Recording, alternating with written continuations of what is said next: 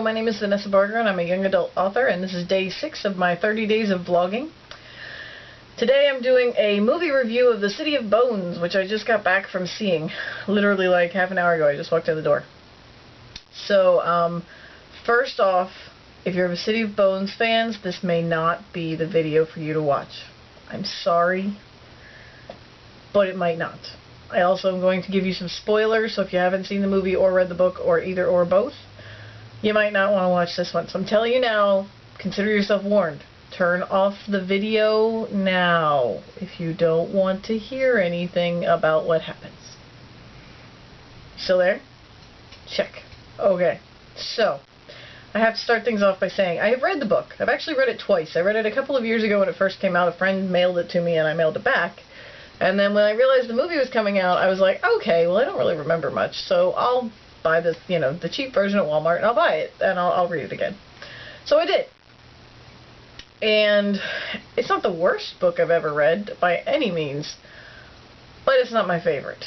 I got to the end with that whole, and I warned you about spoilers, so if you're still watching and you're worried about spoilers, now's the time to turn it off. Last chance. Fair warning. Anyway, I got to the end, and when I got to the end of the first book and there was that whole, oh no, he's my brother, oh no, you're my sister, this is so weird, I was so turned off by that. I was like, okay, I know it can't be true, and we're using this as, like an arg, he's so evil, he's going to set them against each other, and I just couldn't get past that one. I just wasn't a big fan of all of the characters, so I reread it, and I still didn't like it that much, and I decided maybe the movie would be different. They make books into movies all the time, which that's my blog for tomorrow, is movie to book, or book to movie adaptations and good ones versus bad ones. So I'm not getting into which ones, but there are some good ones, and then there are some other ones where you have to basically take them as two separate entities. And I was like, okay, well maybe I'll go watch this, and I'll like it better. Sometimes that happens. You like the movie better than the book, or vice versa. Most of the time it's the book, but... So I took my best friend, and we went to see it, and it was 2.5 hours long, and it felt like it. There were some parts, there were some things that were not bad, but overall, I won't pay to see the rest of them in the theater, and I won't buy it. I'll probably watch the rest of them, but they'll be the $3 Amazon rentals, or whatever, Redbox. I couldn't get over some of the characters.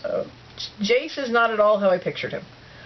Part of that is because I tried to watch the King Arthur series that came out on HBO, Stars, one of those two, and the guy that played Jace was King Arthur in that. He was much younger, and all I could think the whole time I watched King Arthur was, he looks like he crawled out from under a rock, he's 12, and he's a creeper. So now he's Jace, and he's a little better. He did grow on me by the time the movie was over, but he still didn't really do it for me. He still just looks kind of creepy and villainy. Let's just discuss for a moment the kiss scene.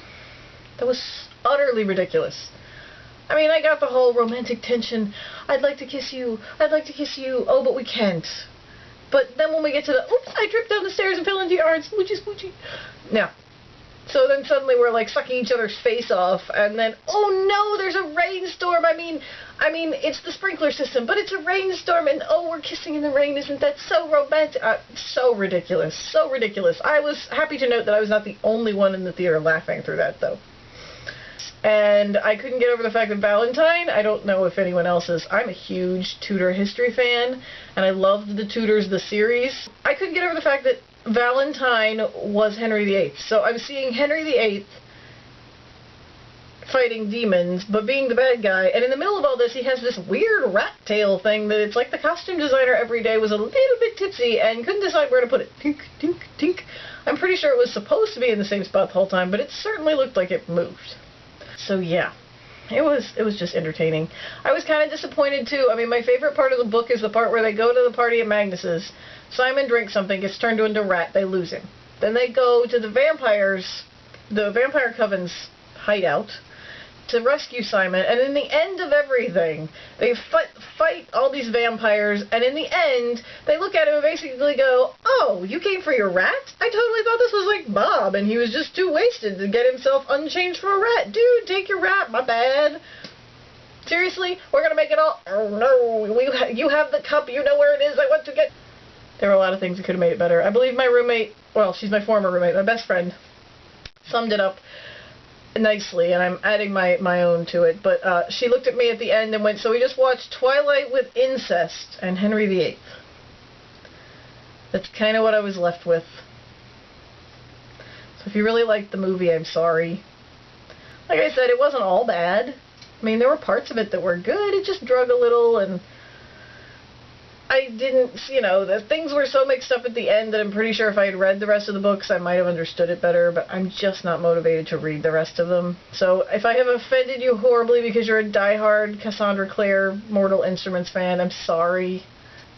You know, I'm a diehard Lord of the Rings fan, and some people are looking at me like the roommate I took with me who still hasn't read the books. Yes, I'm talking to you, Semi.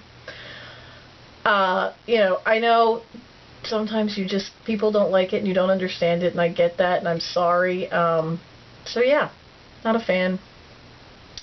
I'm hoping that if I read the other series she has, the Clockwork Prince, I think, that's on my to-read list. I'm hoping that one I like a little better. So, yeah.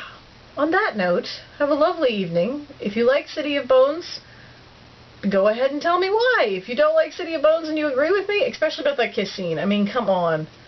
For serious. Please leave, you know, comments, feel free, and have a good night. I'll talk to you tomorrow. Bye.